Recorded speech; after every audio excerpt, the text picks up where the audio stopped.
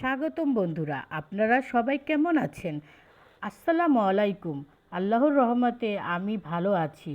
আমি daily blogs থেকে বলছি। আপনারা কোথা থেকে দেখছেন কমেন্ট বক্সে বলবেন। আর সকাল সকাল উঠে বাজারে চলে গেলাম, কারণ রান্নার কিছু প্রয়োজনীয় জিনিস কিনতে হবে। আজকে বাজারে রোজার জন্য নিত্য প্রয়োজনীয় জিনিসের অনেক দাম বেড়ে গিয়েছে। সামান্য এক হালি লেবুর দামই 60 থেকে 80 টাকা। তাহলে বুঝেন বাজারে কত কিছুর দাম বাইরে গেছে। এত কিছুর পরেও আমাদের প্রত্যেক মাসে কিছু কিছু সঞ্চয় করতেই হবে। তা না হলে আস্তে আস্তে আমাদের ভবিষ্যৎ কষ্টকর হয়ে উঠবে। তাই প্রতিদিন আমাদের একটু একটু সঞ্চয় করতেই হবে। বলতে বলতে বিছানার চাদরটাও বিছানো হয়ে গেল। বন্ধুরা, এই চাদরটা আপনাদের কাছে কেমন লেগেছে? আমার কাছে তো অনেক ভালো লেগেছে।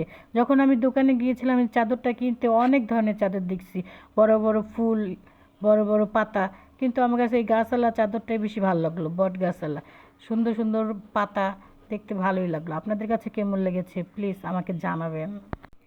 কথা বলতে বলতে ঘরে কাজগুলো সব শেষ করে চলে এলাম রান্নাঘরে। রান্নাঘরে মনে মনে চিন্তা করলাম আজকে ঘরে ইলিশ মাছ আছে আর বেগুন আছে, সেগুলো এই দুটো মিলে আজকে একটা তরকারি রান্না করব।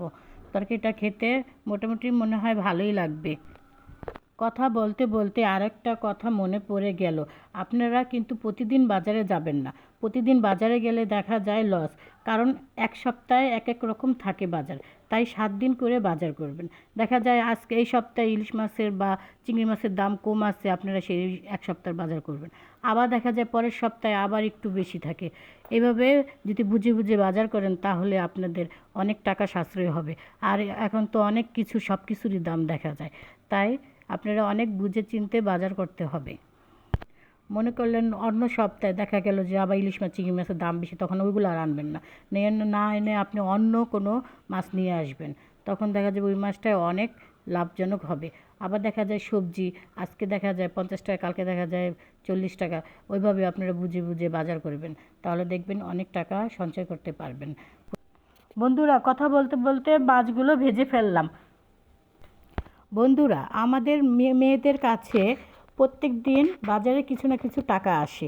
তাছাড়া তো বড় টাকা আমাদের কোনোখান থেকে তেমন একটা আসে না। দেখা যায় আপনারা যদি প্রত্যেক দিন অন্তত পক্ষে 20 টাকা করে সঞ্চয় করেন, দেখা যাবে যে মাসে 600 টাকা। একটা যদি ডিপিএস করেন তাহলে দেখা যাবে যে 3 বছরের জন্য করবেন, তাহলে দেখা যাবে বড় একটা অ্যামাউন্ট আসবে। ওই টাকাটা দিয়ে আপনি ইচ্ছা করলে পারবেন আপনার যে কোনো মনের ইচ্ছা পূরণ করতে। আমাদের মতো মেয়েদের জন্য একটু একটু করে টাকা জমিয়ে কিছু করাটাই সবচেয়ে ভালো। এই ফাঁকে পেঁয়াজ মরিচটাও কথা বলতে বলতে ভাজা হয়ে গেল। সব কিছু দেওয়া শেষ, এখন পানি দিয়ে দেব। বন্ধুরা, আমাদের মেয়েদের যদি কিছু কিনতে ইচ্ছে করে সবসময় তো স্বামীর কাছে হাত পাততে হয়। আপনারা নিজেরাই বাজার টাকা থেকে কিছু কিছু টাকা জমিয়ে অনেক কিছুই পূরণ করতে পারবেন। দেখা যায় আপনার একটি গ্লাস সেট পছন্দ হলো, তখন আপনি কি করবেন?